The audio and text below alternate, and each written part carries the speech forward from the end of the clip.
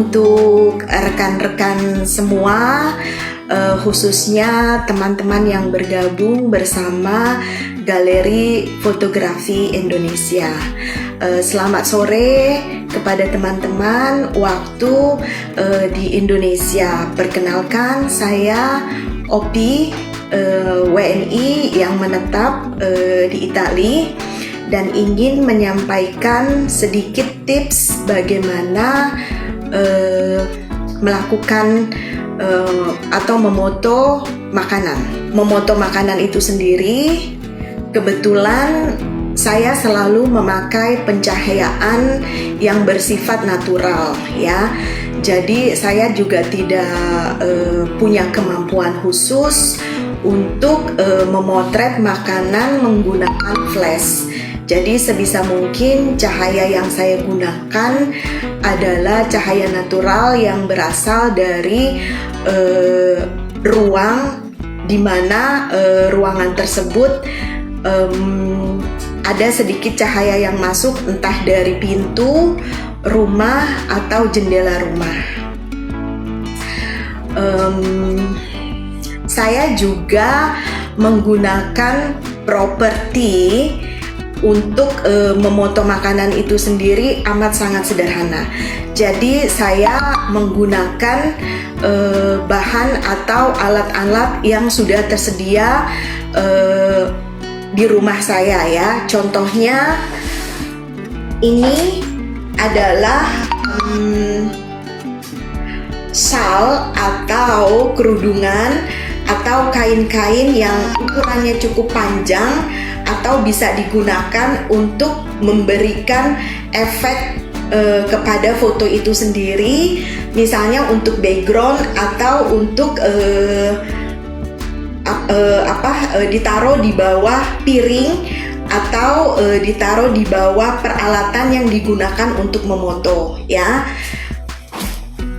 Dan biasa juga itu properti yang saya gunakan atau alat makan yang saya gunakan sendiri pun, ketika saya misalnya harus membeli, saya tidak pernah membeli secara mahal, ya. Dalam artian saya tidak pernah membeli alat-alat properti makanan itu baru atau bagus sekali, tidak, ya, karena dikarenakan juga harga yang cukup mahal. Jadi saya seringkali berbelanja di toko-toko yang memang di sini ada khusus untuk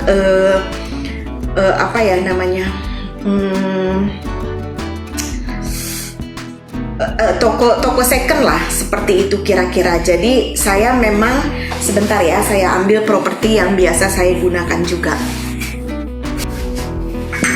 Jadi seperti ini nampan yang saya beli, itu juga saya beli secara second. Selamat sore untuk Pak Nyoman, terima kasih sudah hadir berkenan. Tapi kalau ini saya beli baru karena memang kalau kata orang lagi kekinian, ya. Jadi saya juga suka memoto foto makanan itu yang bersifat tradisional, ya. Jadi saya juga di sini memoto makanan itu biasanya saya siapkan sendiri, saya juga memasak sendiri, dan saya juga memoto sendiri. Jadi memang betul-betul pengolahan dan foto semua yang saya hasilkan itu semuanya saya yang mengerjakan, ya. Kebetulan saya juga tidak ada pekerjaan untuk saat ini, dan saya terima kasih sekali untuk GPI, khususnya Om Jeffrey, yang berkenan memberikan saya waktu dan tempat untuk memberikan tips-tips kepada sahabat-sahabat GPI yang memang tertarik menekuni bidang fotografi.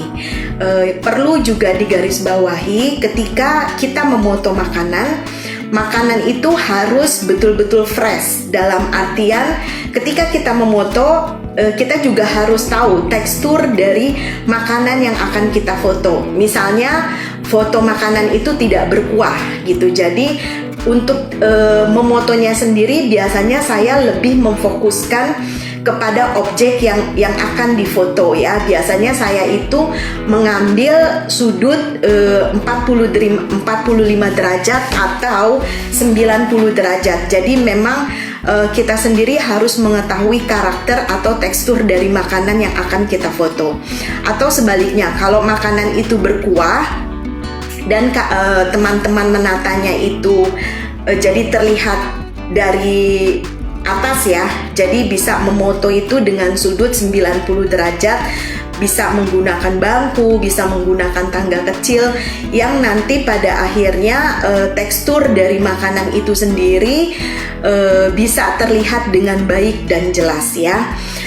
Di sini juga saya mau perlihatkan kepada teman-teman, kebetulan hari ini foto yang akan saya tampilkan atau komposisi yang saya akan tampilkan dari foto saya adalah profil dari foto itu sendiri adalah kue kering ya. Kue kering itu kan teksturnya kering, jadi saya mencoba untuk memoto dengan kue yang saya sajikan dan yang kemarin baru saya buat. Jadi memang salam juga Pak Nyoman dari Italia, terima kasih. Saya mencoba menyajikan foto supaya agar terlihat tetap menarik walaupun terlihat amat sederhana properti yang saya gunakan. Sebentar ya. Nah, ini adalah tampilan dari food fotografi yang akan saya foto, seperti itu kira-kira ya. Di sini temanya adalah sarapan pagi. Jadi di mana saya menyiapkan ada kopi, ada kue kering, dan di belakang sana adalah alat atau teko yang digunakan untuk membuat kopi. Jadi memang tampilannya amat sederhana sekali karena tema saya kali ini adalah sebatas sarapan pagi ya. Ini juga kopi yang saya gunakan masih sangat fresh, sekitar 5 menit yang lalu baru saya tuang, jadi masih agak hangat.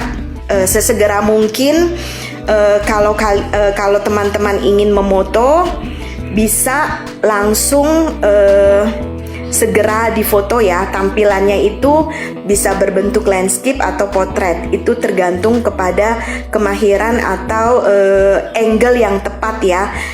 Bisa kita ambil dari foto yang akan kita tampilkan. Perlu diingat kembali, jadi ketika kita ingin memberikan tampilan atau foto itu bercerita, sebaiknya juga perlu diingat bahwa komposisi itu sangat menentukan ya. Jadi memang kalau boleh dibilang food fotografi itu ribet dan sulit, itu betul. Karena bukan hanya kita bisa atau harus menentukan properti atau alat-alat yang akan kita gunakan untuk ya, betul Pak Widi, terima kasih. Selamat sore juga Ibu Leticia. Salam kenal untuk semua, terima kasih. Jadi komposisi itu sangat penting. Jadi sahabat semua bisa mengambil dari berbagai macam angle ya, tergantung bagaimana cantiknya kira-kira komposisi yang akan dan mau kita ciptakan supaya foto makanan foto yang akan kita ciptakan itu memberikan cerita atau mampu memberikan warna atau memberikan kesan orang yang menikmati foto kita itu. Foto yang kita mau ambil itu seperti apa temanya gitu. Biasa saya juga misalnya ingin memoto makanan tradisional seperti nasi goreng. Pokoknya makanan-makanan Indonesia itu biasa saya juga menentukan dulu tema atau komposisi seperti apa. Misalnya kayak nasi goreng itu kan identik seperti makanan kampung layaknya. Selamat sore Bapak Saputra, terima kasih, salam kenal dari Italia, ciao momere. Jadi saya juga menggunakan properti misalnya untuk nasi goreng itu kan terkesan seperti makanan kampung atau makanan tradisional. Jadi biasa saya menggunakan alas atau menggunakan serbet atau menggunakan kain batik. Pokoknya hal-hal yang bersifat sangat tradisional gitu. Jadi memang menentukan komposisi atau menentukan tema itu sangat penting untuk foto yang akan kita hasilkan. Di samping itu perlu diingat juga, selamat kenal, salam kenal untuk Pak Janto Marzuki. Selamat pagi Bapak. Jadi juga untuk food fotografi ini perlu digarisbawahi juga bahwa sebelum memoto makanan itu harus betul-betul fresh ya, supaya ketika kita memoto makanan itu sendiri warna, tekstur tidak berubah gitu. Dan paling penting juga misalnya kita memoto menggunakan handphone, biasanya warna yang dihasilkan itu lebih gelap ya daripada kita menggunakan kamera digital. Perlu diingat juga ketika memoto makanan itu penting sekali menggunakan apa itu namanya, tripod ya. Penting sekali. Kenapa? Karena untuk mengurangi getaran yang bisa terjadi karena tidak cukup kuat untuk memegang kamera digital itu sendiri ya. Di samping juga biasanya kalau foto untuk makanan itu kan saya nggak pernah di luar ruangan, jadi memang pencahayaannya itu sangat minim ya. Jadi kalau tidak menggunakan tripod itu tidak cukup menghasilkan warna yang mendekati warna natural dari makanan tersebut. Selamat sore Pak Widi. Biasanya saya menggunakan bukaan itu yang kecil ya, sangat kecil sekali. Mungkin untuk yang sudah profesional bisa menggunakan lensa fix yang 50 mm. Itu yang f-nya itu 1,2, 1,4, 1,8. Pokoknya semakin kecil bukaannya itu akan semakin baik dove yang akan dihasilkan. Karena saya tidak mempunyai lensa fix, jadi saya cukup menggunakan lensa bawaan dari kamera yang saya punya. Selamat sore Pak Azam, salam kenal. Kebetulan juga karena tripod saya lagi rusak, jadi saya tidak bisa langsung memotret makanan yang saya sempat tadi tunjukkan itu ya. Dan perlu juga, saya lupa, mohon maaf. Ini untuk food fotografi itu sendiri karena mengambilnya itu di dalam ruangan ya. Perlu diketahui di sini saya menggunakan bahan yang amat sangat murah, yaitu aluminium foil. Ini saya gunakan sebagai refleksi dari pencahayaan yang saya dapat dari jendela di sudut ruang tamu saya. Ini juga misalnya pencahayaannya kurang baik atau kurang terang ya, bisa nanti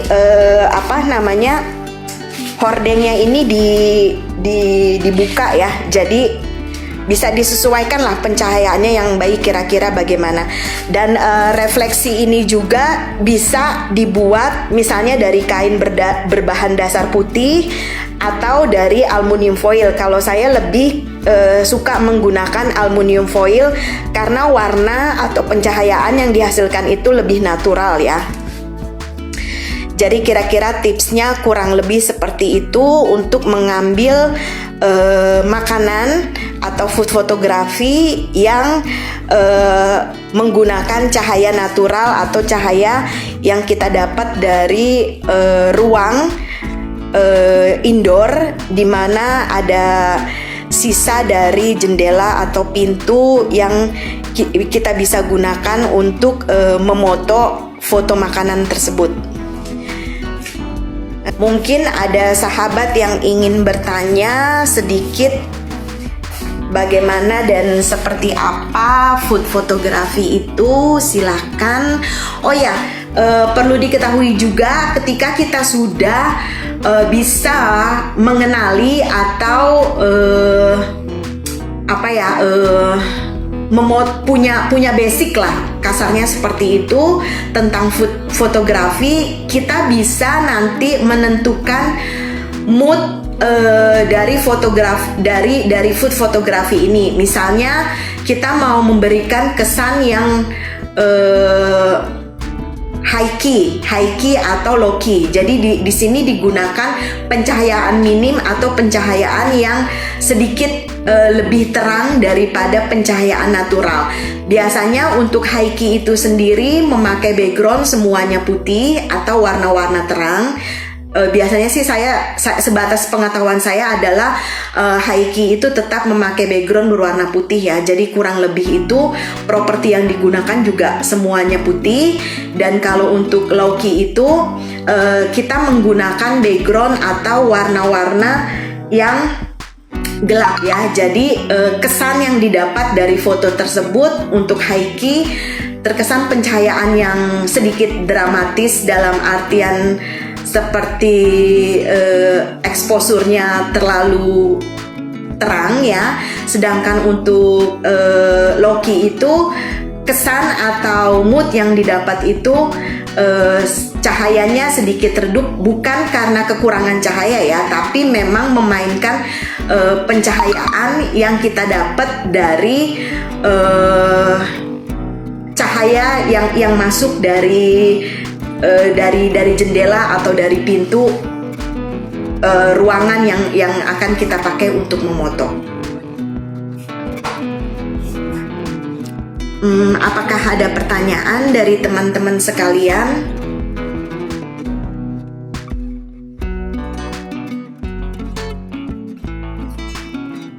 Selamat sore untuk semua, selamat sore untuk yang baru hadir.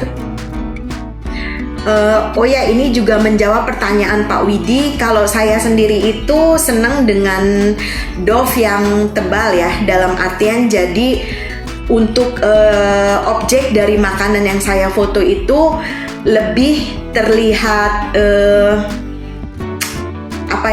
lebih terlihat jelas daripada background di belakang objek-objek tersebut, karena semakin fokus dengan objek yang akan difoto itu, menurut saya pribadi itu akan semakin memperlihatkan kelezatan daripada makanan yang akan kita foto ya. Sebetulnya sih untuk seperti saya pemula ini tidak juga diharuskan untuk memakai kamera fix seperti profesional ya. Jadi kalau saya pribadi itu biasanya karena saya punya kameranya kamera bawaan dari kamera saya. Jadi saya pakai bukaan itu yang paling kecil di 5,6 ya. Dan untuk masalah editing sendiri kebetulan saya juga tidak cukup mahir. Jadi ketika saya mengedit foto dari makanan yang saya foto, jadi saya cukup menaikkan sedikit pencahayaan atau brightness-nya dan sedikit juga kontrasnya. Saya hanya memainkan itu aja gitu. Jadi memang saya mematangkan atau betul-betul memoto itu kasarnya dengan skill ya, seperti itu. Jadi tidak banyak editing yang saya gunakan untuk mempercantik foto atau hasil dari apa yang saya foto. Ada pertanyaan teman-teman? Contoh fotonya sebentar ya Pak Widi. Ini kebetulan saya nanti mungkin dengan Pak Jeffrey ya bisa diperlihatkan foto saya yang kebetulan juga pernah menang di grup KPI. Ini oke. Ini saya perlihatkan lagi ya. Saya perlihatkan lagi adalah contoh dari komposisi dan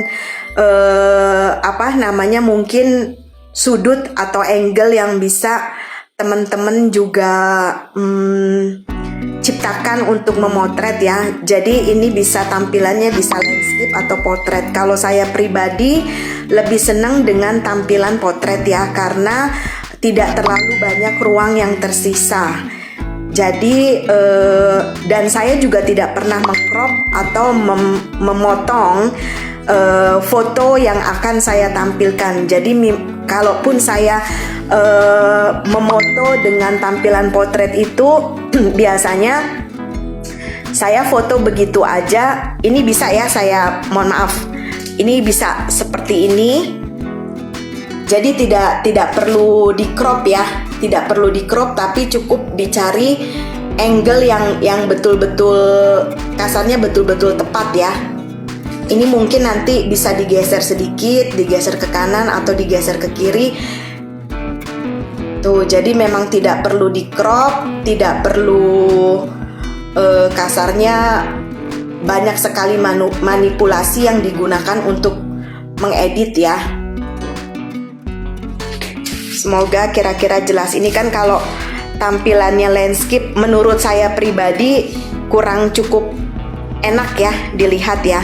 Tapi kalau tampilannya seperti ini kira-kira lebih cukup enak untuk dilihat dan disajikan ya. Jadi ini saya fokusnya adalah di kue yang posisinya di tengah ini. Jadi kurang lebih seperti itu. Nanti pencahayaannya bisa diatur sendiri.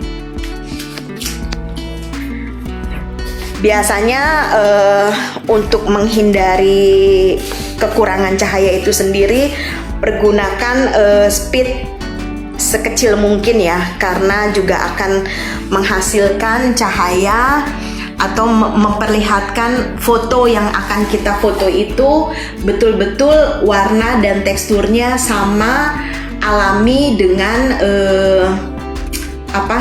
warna dan tekstur dari makanan yang kita tampilkan.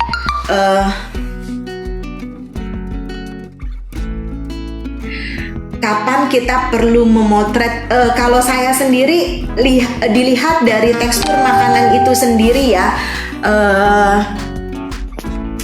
Ya Pak Cahya Setiawan, misalnya flat lay itu makanannya itu biasanya saya itu maksudnya gimana ya ngomongnya? Kalau untuk flat itu biasanya makanan yang mempunyai tekstur atau karakter berkuah ya Pak. Kalau saya ya sukanya, karena di situ saya memperlihatkan atau menampilkan makanan itu berkuah atau makanan itu cair lah, bentuknya cair gitu. Tapi bisa juga dilihat dari properti yang kita gunakan. Misalnya untuk minuman itu sendiri, sebentar ya, saya ambil contoh propertinya. Nah, ini adalah contoh properti yang digunakan untuk misalnya minumannya apa dulu? Misalnya minuman dingin. Perlu digarisbawahi juga untuk minuman dingin. Biasanya saya itu taruh misalnya setengah jam minimal ya, gelas yang akan saya gunakan untuk minuman dingin, misalnya jus, smoothie atau sirup. Itu gelas yang akan saya gunakan biasanya saya taruh dulu di freezer. Kenapa? Karena nanti ketika kita memoto ya, efek yang akan kita tampilkan itu akan menghasilkan efek yang baik. Kenapa? Karena minuman dingin itu kan pasti orang akan ngiler, kasarnya kayak gitu, akan tertarik ketika minuman itu memperlihatkan embun ya, memperlihatkan air yang kasarnya efek dari minuman dingin yang akan kita foto. Terus juga biasanya saya setelah mendinginkan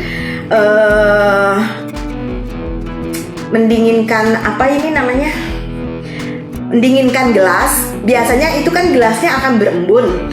Terus dari jauh saya juga biasanya menggunakan air ini, jadi saya semprotkan ke gelasnya gitu. Jadi nanti bisa memberikan efek yang kasarnya lebih segar lagi gitu. Jadi kalaupun nanti berembun, embunnya itu akan meneteskan air-air yang memang kelihatannya betul-betul natural. Dan biasanya juga ketika saya memoto buah atau sayuran, biasa saya mencuci dulu dengan bersih ya. Tergantung juga buah atau sayur yang akan kita tampilkan ya.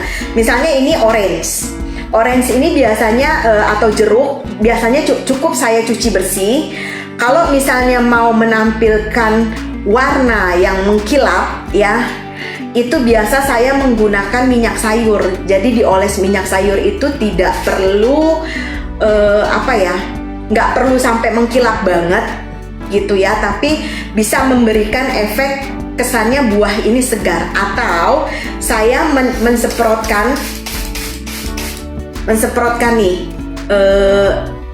air ya, jadi kan terlihat juga natural ya, terlihat kesannya segar seperti itu. Ini khusus untuk buah-buah segar ya, biasanya saya menggunakan air juga.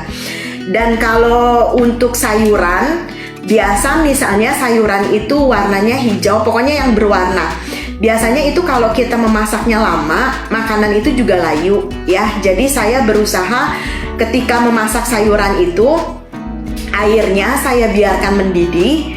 Setelah mendidih, saya angkat. Nah, untuk sayuran atau buah yang memang untuk menghasilkan warna alami dari bahan tersebut, biasanya saya langsung memasukkan ke batu es. Jadi misalnya bikin sayur ya, sayur tumisan atau apalah itu, tetap warna dari si makanan itu tersebut betul-betul masih fresh gitu. Jadi memang mungkin tidak cukup semua orang mengetahui tips-tips ini. Sih sebetulnya tips dari saya aja ya, karena saya pikir untuk menghasilkan food photography juga kan kita memberikan kesan atau memberikan tampilan supaya orang ngelihat makanan yang kita tampilin itu enak nih, ngiler nih gitu. Jadi saya berusaha untuk memacu diri saya sendiri, gimana supaya tampilan dari foto yang akan saya tampilkan itu tetap memberikan warna, tetap memberikan tampilan sebagaimana bahan yang saya gunakan untuk memoto. Nah, ini untuk tampilan A-level itu biasa saya juga gunakan untuk bahan makanan kering. Seperti tadi saya sudah contohkan, itu misalnya kayak kue-kue kering, biskuit, atau makanan-makanan tradisional lainnya yang bentuknya kering ya, teksturnya kering, tidak berkuah gitu. Jadi untuk minuman itu sendiri bisa kita mengambil flat lie atau A-level, itu tergantung dari komposisi dan properti yang kita gunakan untuk memoto. Karena tadi saya menggunakan cangkir dan cangkir ini rendah ya, jadi saya menggunakan sudut A-level ya, atau sekitar 45 derajat ya. Mungkin kalau saya menggunakan cangkir seperti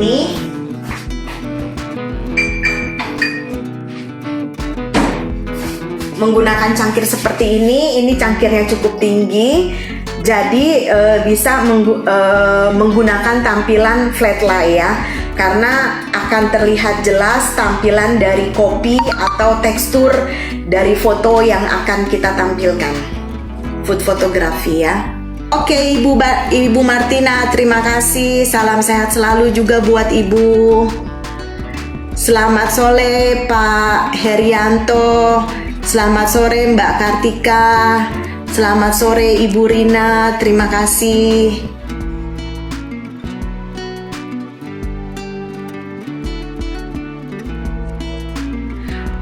Oh ya, sebetulnya sih untuk background food photography itu sendiri tidak perlu memakai bahan-bahan yang mahal ya. Misalnya untuk tadi saya sudah contohkan memakai kerudungan, memakai shawl, atau bisa juga menggunakan kertas yang kita print sendiri gitu. Jadi backgroundnya itu kita bisa ambil dari internet ya dan di print sendiri, atau kalau nggak mau sulit, mau yang gampang, bisa beli online dan itu murah sekali ya. Ada pertanyaan lagi dari kalian semua? Monggo.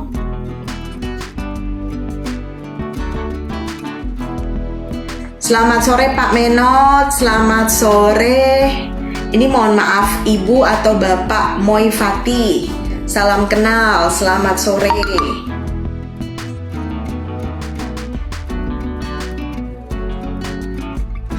Oke ya, mungkin tidak ada pertanyaan lagi. Saya rasa sudah cukup tip saya untuk sahabat-sahabat atau Bapak Ibu. Terima kasih sudah berkenan, terima kasih sudah menyimak, terima kasih sudah menyediakan waktu untuk saya memberikan sedikit informasi bagaimana belajar food photography dan menentukan angle yang baik. Salam hangat, selamat sore Bapak Erwin Ray. Salam dari Italia. Jadi sekali lagi untuk fotografi itu tidak diperlukan, khususnya saya ya, ibu-ibu rumah tangga yang kegiatan sehari-harinya cukup mengerjakan hal rumah tangga. Saya tidak mengkhususkan diri untuk memberi properti, background atau lain sebagainya itu membuang-buang uang untuk yang mahal ya. Jadi saya cukup membeli atau mempergunakan bahan-bahan yang ada dari rumah. Pokoknya sebisa mungkin, seminimalis mungkin. Yang penting adalah bukan kamera, bukan properti, bukan alat-alat yang harus mahal. Tapi buat saya adalah food photography itu mematangkan atau kita berusaha untuk memperlihatkan kualitas ya dari foto tersebut, bukan dari apa yang kita gunakan. Jadi buat saya pribadi, food photography itu semakin sederhana, semakin simple barang yang digunakan, tapi kita mampu menguasai pencahayaan, komposisi, dan tekstur atau